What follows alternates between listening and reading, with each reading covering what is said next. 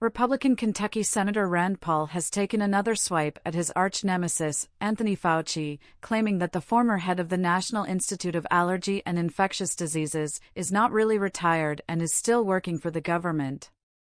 The senator appeared on Fox News on Wednesday and spoke to host Sean Hannity about what he says he found. There is a massive cover-up going on, and the lead in all of the cover-up has been Fauci, the senator said.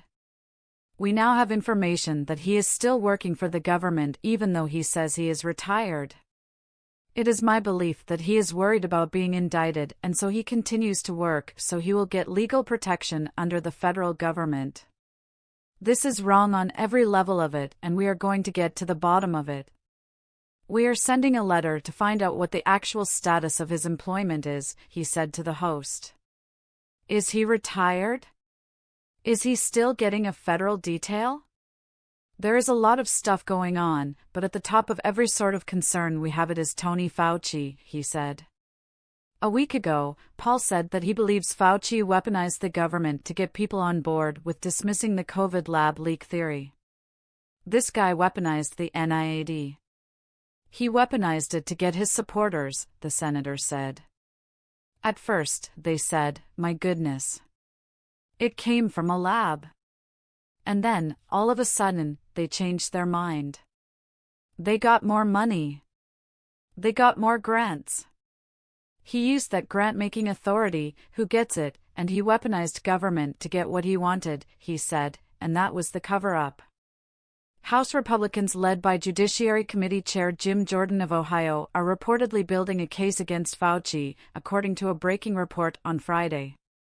So, specifically before your committee, and also before Rand Paul over in the Senate, Dr. Fauci has, of course, absolved himself of all funding of gain-of-function, conservative podcaster Benny Johnson said in an interview with Jordan. He said he doesn't know anything about it. It is verifiable and demonstrable that he lied. Now, there are codes in Congress.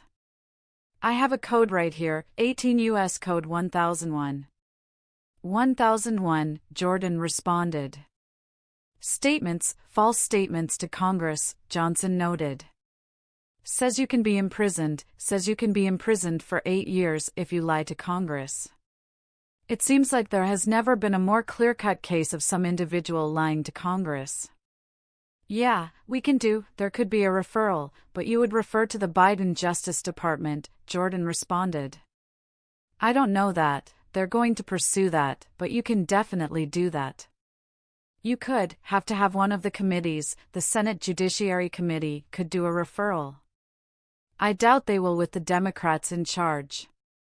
We could do a referral potentially, the Ohio Republican continued. I would, frankly, prefer just to have Dr. Fauci come back in and take another round of questions here, but we're building the case. You know, like, we had Dr. Redfield testify last week, Chairman Wenstrup did. I thought he was great. As were the other witnesses that were brought in. So, again, laying that foundation, he continued. I do think Dr. Fauci and the CDC changed the definition of gain-of-function research so that Fauci has, this wiggle room, but they were juicing up this virus, no doubt about it, juicing up this virus, making it more, I don't know the technical, but making it juiced up and more deadly, I guess, maybe the correct word. Yes, Johnson responded. So, they were doing that in this lab and I think that's clear, Jordan said.